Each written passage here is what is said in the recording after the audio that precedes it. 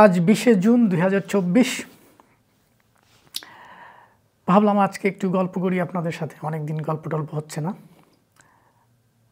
রুমির গল্প, শিক্ষণীয় গল্প। দেখা যাক এটা থেকে আমরা কি শিখতে পারি আজ। গল্পটা এরকম, একজন লোক, আরব দেশে ঘটনা। একজন লোক, তার একটা কুকুর ছিল, তার কুকুরকে নিয়ে রাস্তার পাশে বসে আছে। কুকুরটা খুবই অসুস্থ, নড়াচড়া করতে পারছে না, এরকম পরিস্থিতি। তো আরেক ভদ্রলোক রাস্তার অন্য পাশ দিয়ে হেঁটে যাচ্ছিলেন।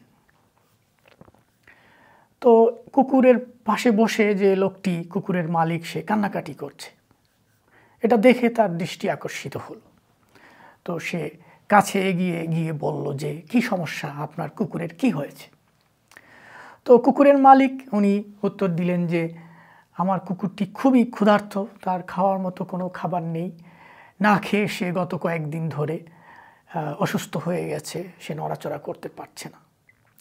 তো ওই পথিক যিনি কাজ দিয়ে যাচ্ছিলেন, ওই লোকটি বললেন, সমবেদনা প্রকাশ করলেন আর কি, যে আল্লাহ আপনাকে একটি উত্তম, আরও একটি উত্তম, এর থেকে উত্তম একটি কুকুর পাওয়ার ব্যবস্থা করে দিন, যেহেতু এটি প্রায় মরণাপন্ন, মরতে বসেছে।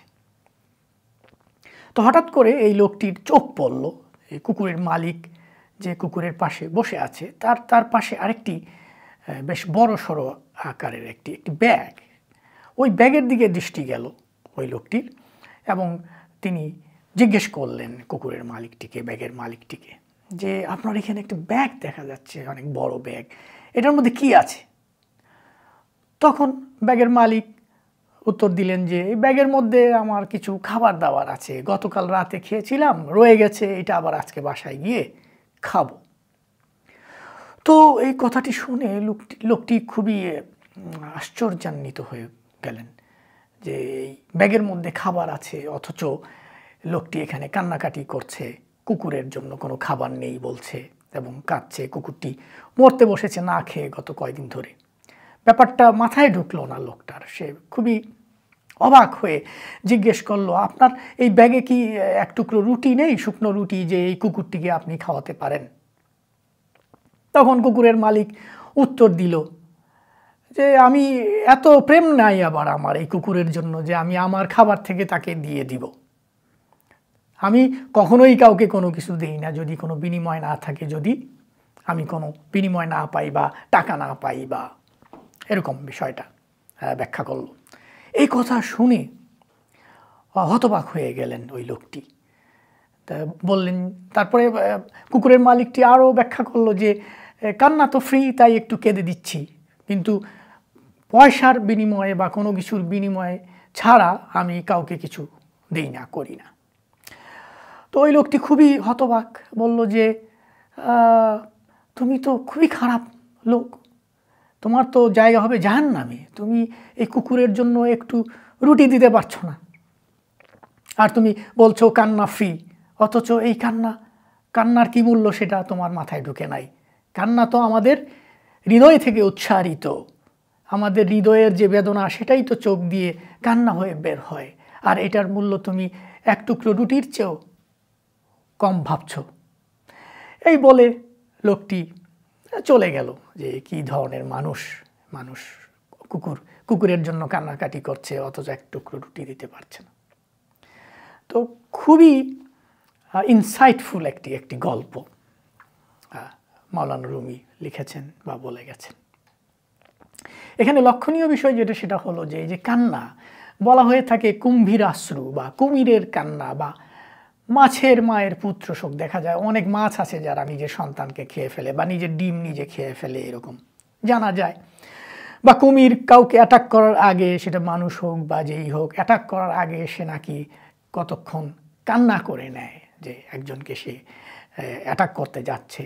তাই জন্য বলা হয়ে থাকে কুমিরের চোখের অশ্রু, কুম্ভীরাশ্রু, যেটা আসলে মিনিং হচ্ছে যে মায়া কান্না, যে কান্নার কোনো মূল্য নেই।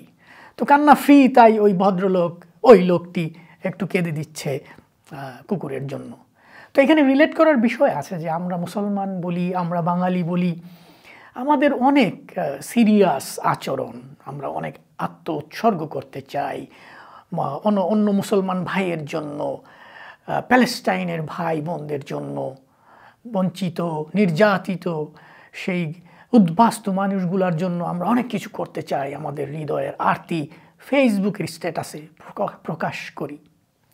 তো সেগুলোর মধ্যে এই কাহিনীটা থেকে কিছু ইন্ডিকেশন পাওয়া যায় যে আমাদের যে আবেগ আমরা প্রকাশ করে থাকি সেই আবেগের বেশিরভাগগুলোই কিন্তু মেকি। যখন সিচুয়েশন ক্রিয়েট হয় আত্ম উৎসর্গ করার, স্যাক্রিফাইস করার, তখন আমরা কিন্তু করি না বা করব না। এই যে ধরেন কোকা কোলা বর্জন নিয়ে যে একটা আন্দোলন তৈরি হয়ে গেছে অলরেডি সারা দেশ জুড়ে, আলেম নন আলেম সবার মধ্যে একটা উন্মাদনা উদ্দীপনা কাজ করছে, বিশাল একটা কাজ করছে। আমার কোনো আফসোস নেই, আমার কোনো অবজেকশন নেই এখানে। আপনি কোক খাবেন না, সেই কোক না খেয়ে যদি আপনি আপনার মুসলিম ভাইয়ের যারা নির্যাতিত আছে প্যালেস্টাইনে তাদের উপকার করতে চান, আমার কোনো আপত্তি এখানে নেই। আমার আপত্তি ওই জায়গাটায় যে আসলে এটা কি রিয়েলিস্টিক বা এইটা কি আসলে কোনো স্যাক্রিফাইস আমি করছি যেটার জন্য আমি বাহবা নিতে পারি। আমি কোক খাচ্ছি না, আমি মোজো খাচ্ছি, আমি অন্য কোলা খাচ্ছি, তাই না? কোকা কোলা না খাই, অন্য কোলা খাচ্ছি। আমার তো কোনো স্যাক্রিফাইস নেই এখানে।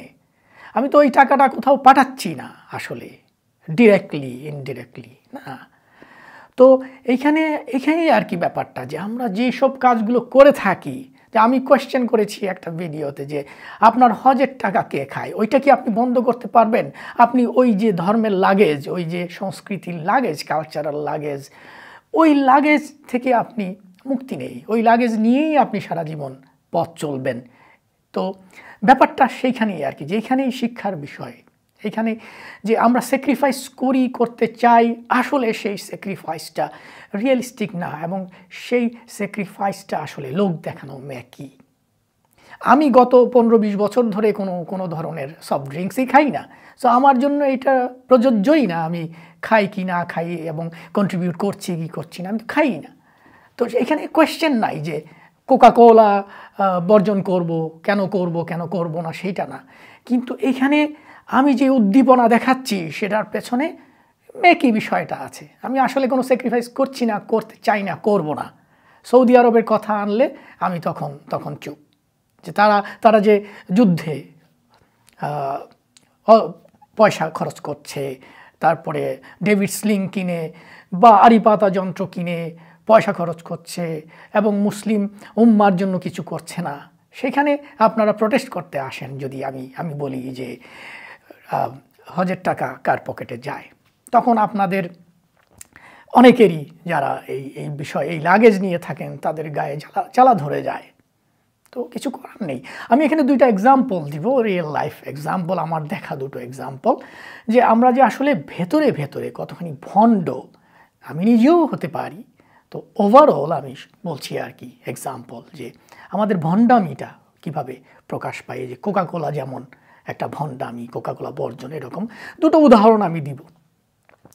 প্রথম উদাহরণ হচ্ছে, আমি বাংলাদেশ থেকে একটি মাস্টার্স স্টুডেন্ট স্কলারশিপ দিয়ে এনেছিলাম এখানে একটি বিশ্ববিদ্যালয়ে। তো সে আমার বয়সেরই কাছাকাছি, বছর 2 ছোট হবে। তো সে যখন আসলো, আসার পরে আমি এক সময় তাবলিগে যেতাম, ফিনল্যান্ডেও গিয়েছি, মসজিদে 3 দিন করে থাকতাম এরকম। তো আমার সাথে করে সেই ছেলেটিকেও আমি নিয়ে যেতাম, সেও ইন্টারেস্টেড হয়েছে। আমি বলার পরে আমার সাথে যেত, প্রতি মাসেই দেখা যেত, আমরা যেতাম। তো মসজিদে অনেক সময় ইমাম সাহেব সহ অন্য যারা মুসল্লি তাবলিগের লোকজন আছে তাদের সাথে গল্প হয়।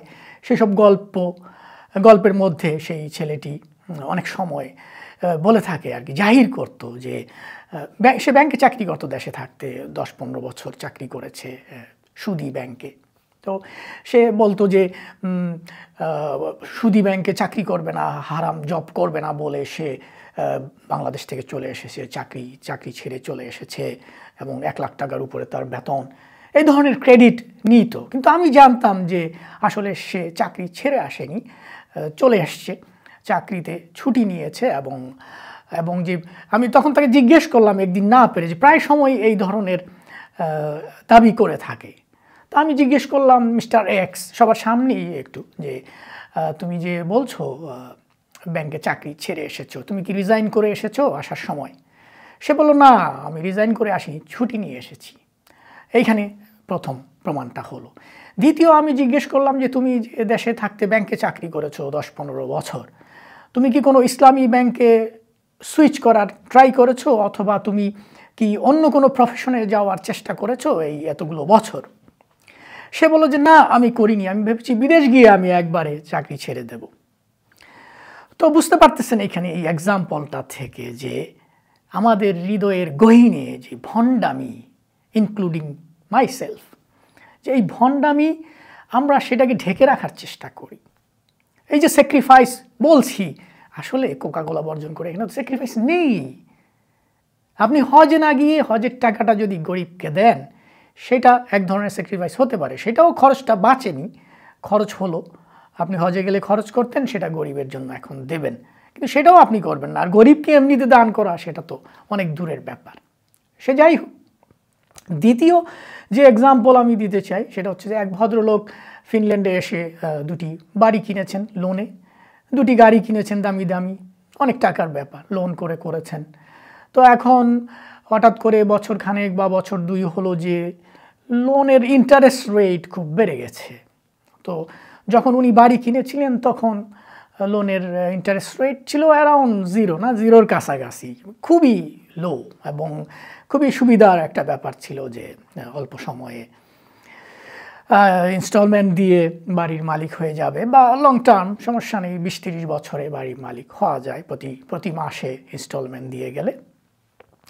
তো উনি একটা বাড়ি বিক্রি করে ফেলবেন, সবাইকে বলেছেন যে সুদ দিতে হয়, এই জন্য সুদ থেকে উনি বাঁচতে চাচ্ছেন। কিন্তু আসলে দেখেন, যদি সুদ থেকে বাঁচতেই চায় তাহলে সবগুলা বাড়ি বিক্রি করে দেওয়ার কথা, কিন্তু একটা বাড়ি বিক্রি করবে যেটা বেশি দাম, সেটা বিক্রি করবে। আরেকটা বাড়ি রয়ে গেছে, গাড়ি 2টো রয়ে গেছে। সো ওভারঅল সিচুয়েশনগুলো এইরকম আর কি। যখন আমি একটা কাজ করব যে আমি এখন ইন্টারেস্ট রেট বেড়ে গেছে, আমি চালাতে পারছি না 4টা জিনিসের ইনস্টলমেন্ট, সুদের কারবার, 2টো গাড়ি 2টো বাড়ি চালাতে পারছি না, আসলে এক্সপেন্সিভ হয়ে গেছে এখন খুব ইন্টারেস্ট রেট বেড়ে।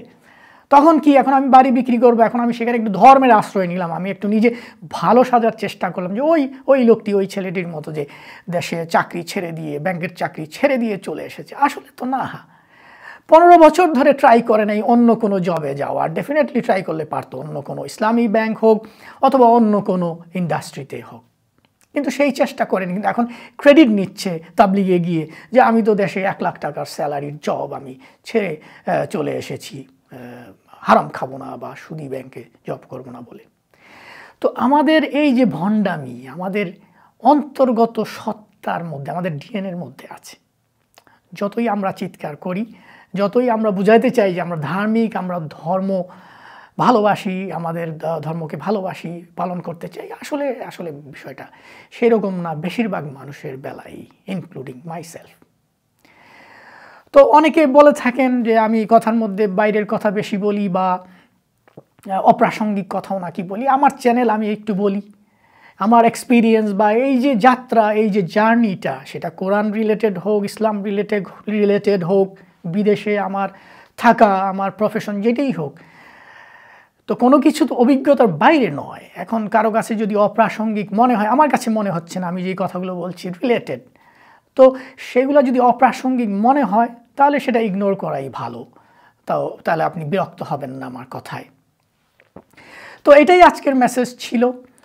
তো সবাই ভালো থাকবেন। আজকের গল্প হলো আপনাদের সাথে অল্প একটু, এখানেই শেষ করছি। সবাই ভালো থাকবেন, ধন্যবাদ।